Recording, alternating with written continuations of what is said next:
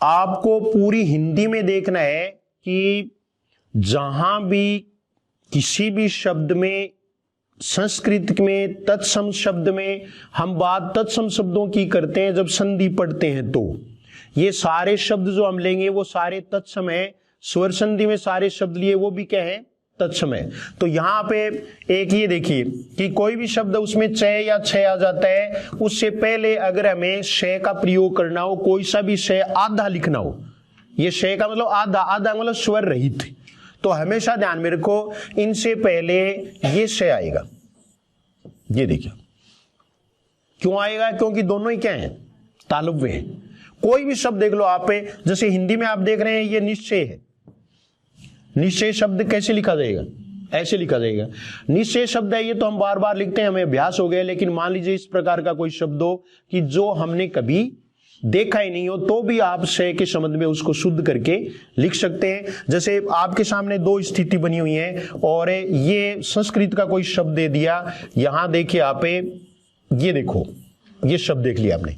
आज जो आप देखेंगे, देखते ही आपको पता चलेगा कि च आया है, और च से पहले कौन सा श आएगा, तालव्य आएगा। तो ये सही हुआ, ये गलत हुआ।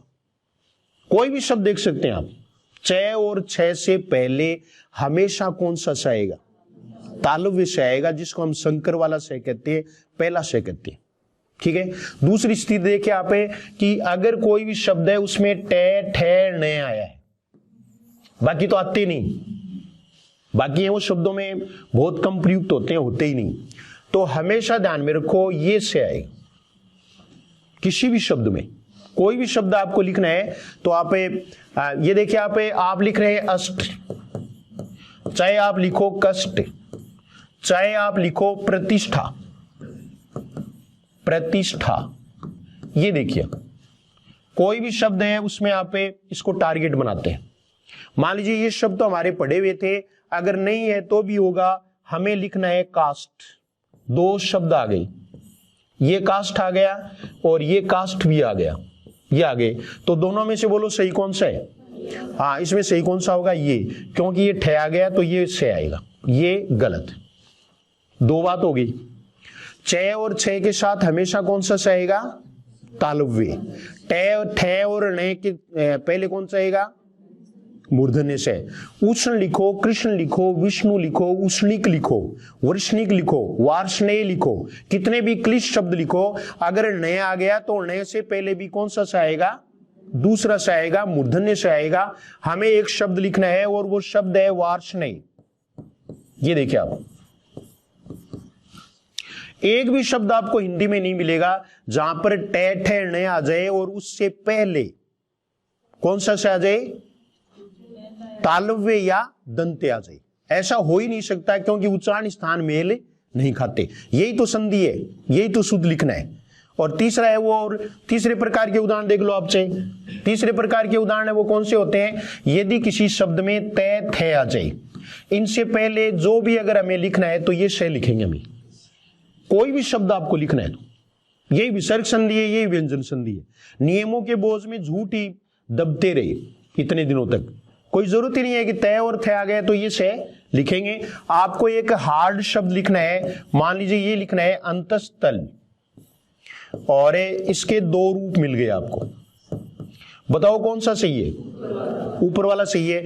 ऊपर वाला सही क्यों है, ये देखिए आप, हो गया नहीं। कोई भी शब्द लिखना है आपको, चाहे आप कोई भी शब्द लिखो, ये पूर्णतः सही है।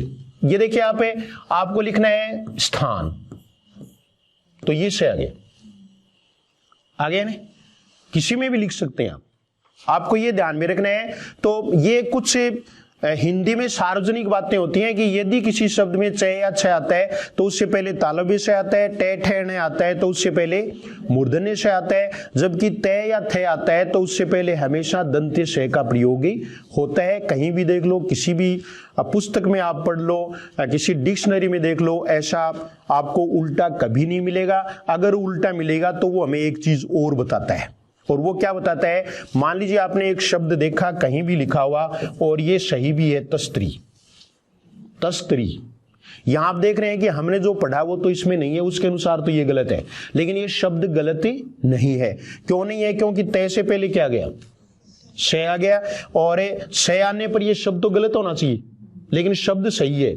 इसका मतलब ये हमें एक और जानकारी देके जाएगा, और वो ये कि ये विदेशी शब्द है। ये शब्द क्या है? विदेशी।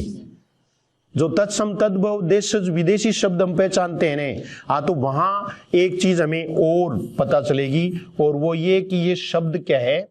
विदेशी है। आपने एक शब्द देखा और वो शब्द ये था, ट्रस्ट। सही है, ये मान लीजिए आप। अब आप बताओ ये शब्द हमारा है या विदेशी है? विदेशी है, तो ये इंग्लिश का शब्द है। सारे के सारे हैं वो इसी नियम पर लिखे हुए हैं।